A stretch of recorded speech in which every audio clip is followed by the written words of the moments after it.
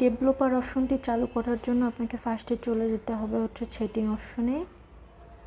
Setting অপশনে আসার পর আপনি দেখতে পাবেন অ্যাবাউট ফোন। আপনি অ্যাবাউট ফোনে চলে যাবেন। অ্যাবাউট ফোনে চলে যাওয়ার পর আপনি স্যামসাং বাদে যে ফোনগুলো রয়েছে সেখানে এসে দেখতে পাবেন বিল্ড নামে একটি অপশন রয়েছে। আর স্যামসাং ফোনের জন্য আপনার এই যে সফটওয়্যার ইনফরমেশনে চলে যাবেন, দেন দেখতে পাবেন বিল্ড নাম্বার। আপনি এখানে চলে আসবেন, এসে এখানে আপনাকে 7 বার ট্যাপ করতে হবে। 1 2 3 4 5 6 7।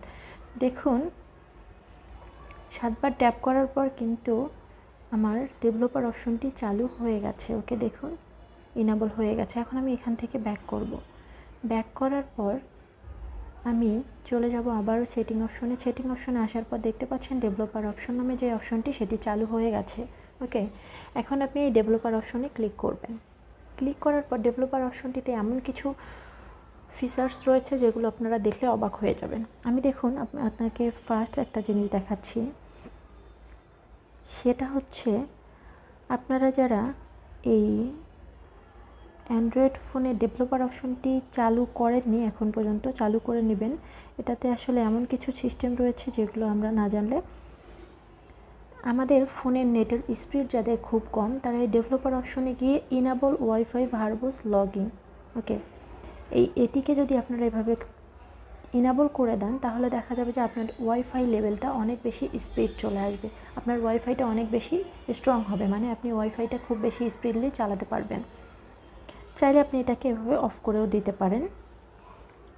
তারপর দেখুন ওয়াইফাই সেভ মোড। ওকে, আপনি ওয়াইফাই সেভ মোডের জন্য, মানে ওয়াইফাইটা আপনি চালাবেন আপনার পারফরমেন্স কেমন হবে, আপনার এটা যদি সেভ মোড দেন তাহলে ওয়াইফাইটা স্পিড একটু কম থাকলেও আপনার ওয়াইফাইটা ভালো চলবে, কিন্তু তারপরেও একটু সেভ থাকার, মানে যেমন আমরা ডাটা সেভ করলে আমরা যখন যে কোনো ভিডিও বা ফটো দেখি তখন কিন্তু সেটার ক্যাটাগরিটা একটু লোয়ার হয়ে যায়। সেক্ষেত্রে আপনারা এটা করলে আপনাদের সেম কাজই হবে।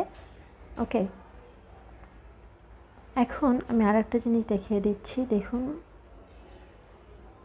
নিচে স্ক্রল করে চলে আসবেন ডিসেবল অ্যাবসোলিউট ভলিউম।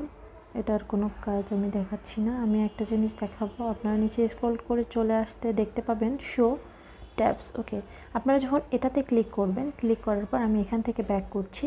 ব্যাক করার পর আমি এখান থেকে চলে আসছি। এই দেখুন আপনারা দেখতে পাচ্ছেন, কি দেখতে পাচ্ছেন বলেন?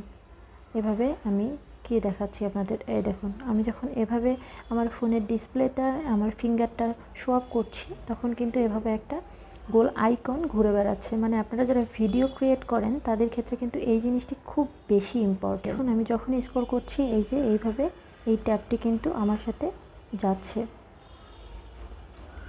ওকে, এই দেখুন এটি দেখুন পয়েন্টার লোকেশন।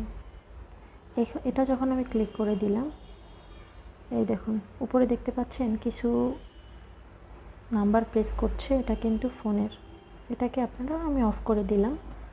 দেখুন surface update flash inter Windows surface when the update. আমি যখন এটাকে এভাবে স্ক্রল করব ফোনটাকে চালাবো তখন কিন্তু একটি কালার সুন্দরভাবে, এটা কিন্তু চোখের জন্য একটু ক্ষতিকর, জাস্ট আমি দেখানোর জন্য দেখালাম যে এই জিনিসটা আপনাদের ডেভেলপার অপশনে আপনারা পেয়ে যাচ্ছেন। এটা অফ করে রাখাই ভালো। এই দেখুন ব্যাকগ্রাউন্ড প্রসেস লিমিট, আপনারা এখানে ক্লিক করবেন। আপনারা যখন ফোন ইউজ করেন তখন দেখা যায় যে আপনারা যখন ফোনটা ইউজ করার ক্ষেত্রে আপনাদের হচ্ছে ব্যাকগ্রাউন্ডে অনেক কয়েকটা অ্যাপস থাকে। সেক্ষেত্রে আপনারা নো ব্যাকগ্রাউন্ড প্রসেস করতে পারেন এবং অ্যাটমোস্ট 1 প্রসেস করতে পারেন।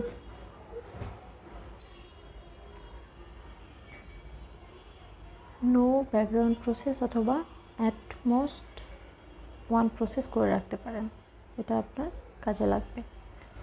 তো এই ছিল আজকের ভিডিও। আপনারা যারা আমার এই চ্যানেলে নতুন এসেছেন তারা অবশ্যই চ্যানেলটিতে সাবস্ক্রাইব করতে ভুলবেন না। এতক্ষণ পর্যন্ত আমার সাথে থাকার জন্য ধন্যবাদ।